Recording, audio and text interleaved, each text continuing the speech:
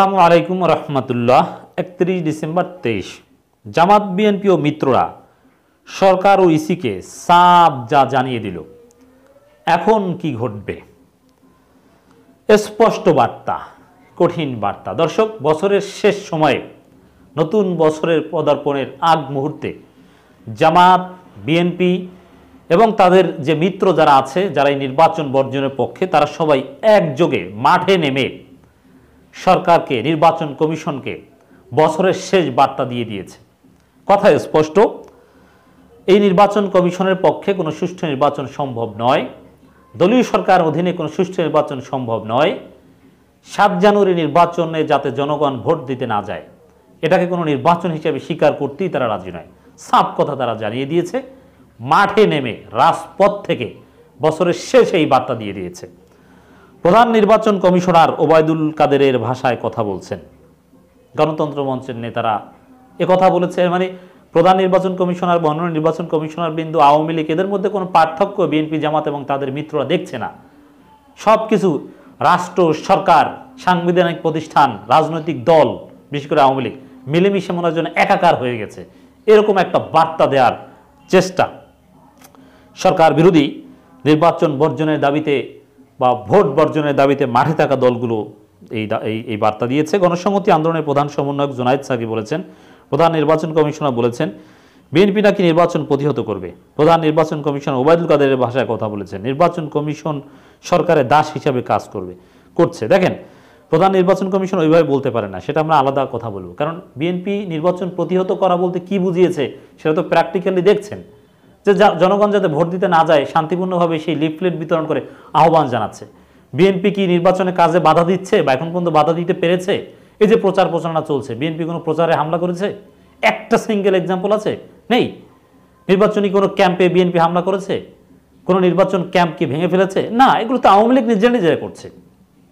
আবার এই যে ইসি বিভিন্ন প্রস্তুতি নিচ্ছে, এর আগে মনোনয়নপত্র কেনা, বেচা, দাখিল করা, প্রত্যাহার করা, কত প্রসেস, কোনো প্রক্রিয়ায় বাধা দানের চেষ্টা করেছে বিএনপি। অতএব বিএনপি নির্বাচন প্রতিহত করতে বোঝানোর চেষ্টা করছে জনগণ যাতে ভোট বর্জন করে। অতএব সেই বিষয়ে কিছুতেই প্রধান নির্বাচন কমিশন আওয়ামী লীগের সুরে কথা বলতে পারে না, বিএনপিকে দমন বা সরাসরি এভাবেই বোঝাতে চায়।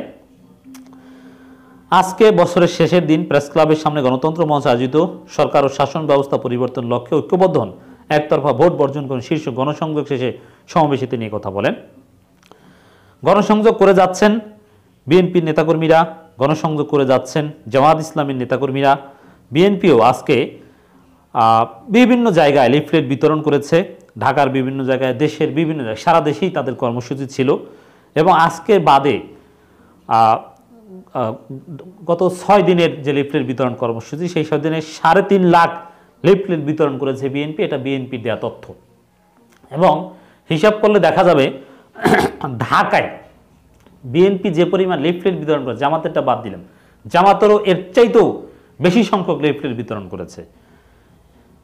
ঢাকায় জনগণের কাছে ভোট চেয়ে যে পরিমাণ লিফলেট দেওয়া হয়েছে, তার চাইতে বিএনপি জামাতের ভোট বর্জন করে লিফলেট বিতরণের সংখ্যা অনেক বেশি। আওয়ামী লীগ এবং তাদের মিত্ররা যা করেছে তার চাইতে বিএনপি জামাত অনেক বেশি করতে সক্ষম হয়েছে, এটা আমরা নিশ্চিতভাবে বলতে পারি। দর্শক, গণ অধিকার পরিষদ প্রত্যেক দিনের মতো মাঠে আছে। এর আগে তাদের কফিনকে ভেঙে দিয়েছিল লাথি মেরে পুলিশ, কিন্তু তারপরও তাদের সাথে ধস্তাধস্তি। দেখেন, এখানে চরমোনাই, ওই পুলিশ, চরমোনাইয়ের প্রতি পুলিশ যথেষ্ট সন্তুষ্ট এবং তারা কিন্তু বলেও চরমোনাই যে পুলিশ চরমোনাইয়ের প্রতি সন্তুষ্ট বলে তাদের বাধা দেয় না, তাদের অনুমতি দেয়। কারণ পুলিশ যা বলে সেটা করে, পুলিশ যা বলে সেটা করা উচিত। অ্যাট দি সেম টাইম গণতান্ত্রিক অধিকার, নিজের অধিকার বাস্তবায়নের তো চেষ্টা করা উচিত। এর মানে সরকার এবং পুলিশের কথার বাইরে চরমোনাই কখনো যায় না। কিন্তু গণ অধিকার পরিষদ কিন্তু বাধা অতিক্রম করে, ধস্তাধস্তি করে নিয়মিত তাদের কার্যক্রম করছে, আবার সহিংসতাও জড়াচ্ছে না, তাদের অধিকার আদায়ের চেষ্টা চালিয়ে যাচ্ছে। তা আজকেও বছরের শেষের দিনও চরমোনাই বরাবরের মতো মাঠে, চরমোনাই মাঠে ছিল গণ অধিকার পরিষদ মাঠে, এবং তারা বিভিন্ন বক্তব্য দিয়েছে, সরকারের কঠিন সমালোচনা করেছে। জামাত ইসলামীও, সিলেট মহানগরী জামাত ইসলামী গণসংযোগ ও লিফলেট বিতরণ করেছে। শীর্ষ নেতারা সিলেটের রাজপথে নেমে গিয়েছেন, হাজারো মানুষের কাছে বার্তা পৌঁছে দিয়েছেন ভোট বর্জনের। 7 জানুয়ারি পাতানো নির্বাচন জনগণের কোনো আগ্রহ নেই, সিলেট মহানগর জামাত ইসলামী সেই কথা জানিয়ে দিয়েছে, জনগণের কোনো আগ্রহ নাই। সিলেট মহানগর জামাত নেতৃবৃন্দ বলেছেন, গণতন্ত্র হত্যাকারী বাকশালী সরকার ও তাদের দোসরদের পাতানো নির্বাচন নিয়ে জনগণের কোনো আগ্রহ নেই।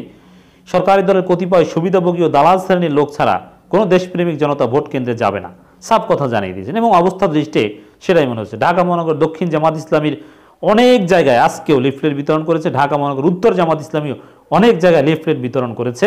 তো দর্শক, আমরা দেখতে পাচ্ছি বছরটা শেষ করেছে শান্তিপূর্ণ পিপলস কন্ট্যাক্ট টাইপের কর্মসূচি পালন করে এবং নির্বাচন বর্জনের সাফ আহ্বান এবং নির্বাচন সম্ভব নয় সরকারকে লাল কার্ড দেখিয়ে দিয়েছে বিরোধী দলগুলো।